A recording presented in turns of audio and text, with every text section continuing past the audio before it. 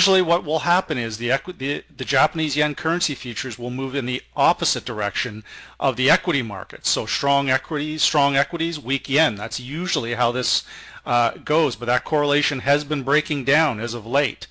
We see a similar pattern forming in the Swiss franc currency futures. Despite intervention from the Swiss National Bank, the market continues to challenge them. And you can see that the predicted MACD, the predicted TSI, the predicted short, medium, and long-term differences are getting above this zero line, and they're sitting potentially at trend-ready levels. So we have to be very cautious here when selling Swiss francs, when we see a setup like this from Vantage Point, because it's not often that this particular setup is wrong. Now again, this triple EMA cross, it is not completed. There's a lot of market interference here, so we have to take that into consideration before just jumping in and start buying Swiss francs again. After what I've seen from the Swiss National Bank, I watched the Euro Swiss franc currency pair move 1,000 pips in front of my eyes within an hour. So I'm not too quick to fight something like that. I would like to follow or hide behind the Swiss National Bank. I think is a better play. Now the Euro currency futures, we're going to get into that on the Euro US. I don't think we're going to bother with that here this morning. Now looking at the Aussie US currency pair again. What I want to point out here, guys, they talked about this big rally here on Friday in the Aussie US currency pair. Let's try and bring this into perspective here, and this is what I tell my own clients all the time. Do not get in there with these tight 30 and 40 point stop losses, because here's the unfortunate reality. We've closed the week we have closed at 103.57. Well guys, here it is. We started the week at 103.42. So at the end of the week, whether you went long or whether you went short, I really don't care which way you went. The bottom line is it ended the week exactly where it started. Not exactly bullish, is it?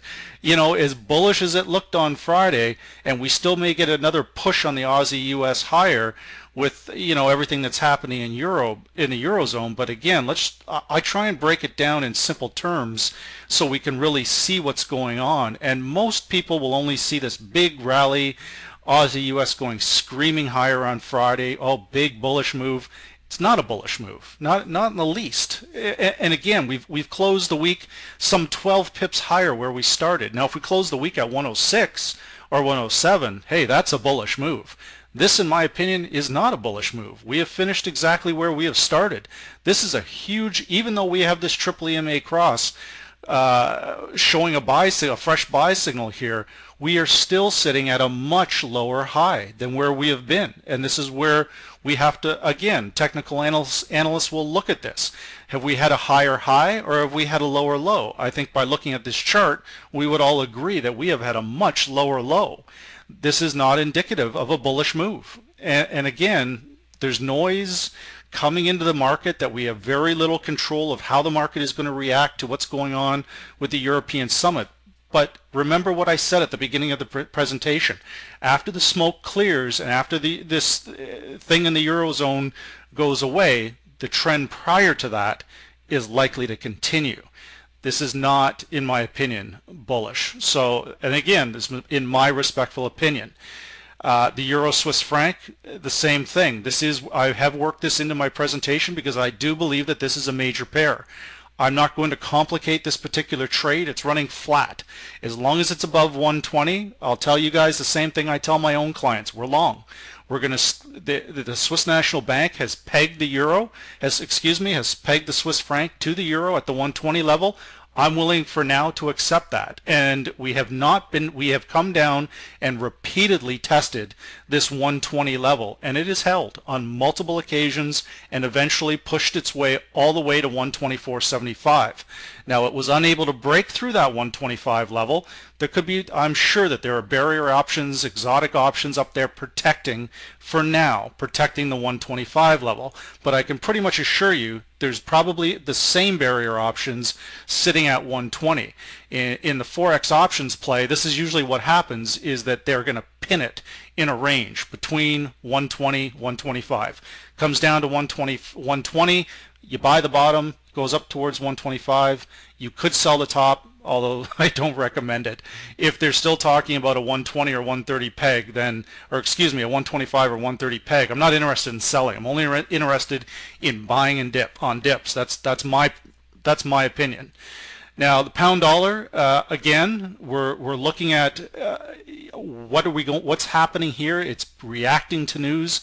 Now previously, you can see here, this is a makeshift line. Sorry, it's not very good, but I'm just going to try and bring this into perspective to everybody here. This is where we're currently at with the pound dollar. You can see that I'm drawing these lines in, and the same thing presents itself. Have we made a higher high, or have we made a lower low?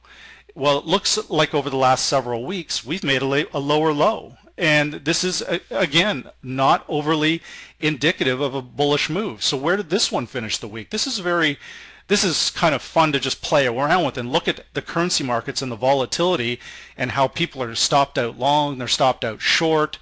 And at the end of the week, where do we finished on the 14th at 158.20.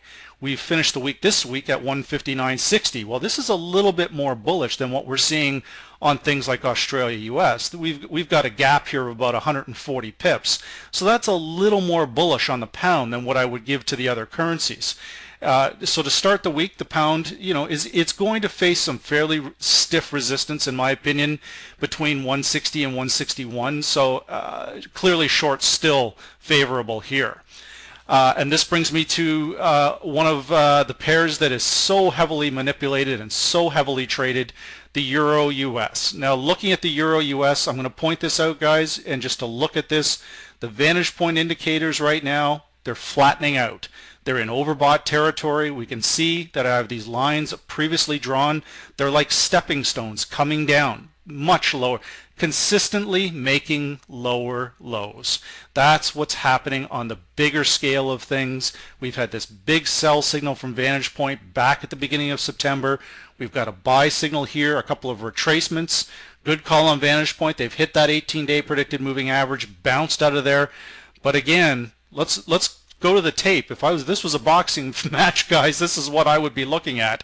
And to see, you can see that we've closed last Friday. We closed at 138.82. This Friday, we've closed at 138.96.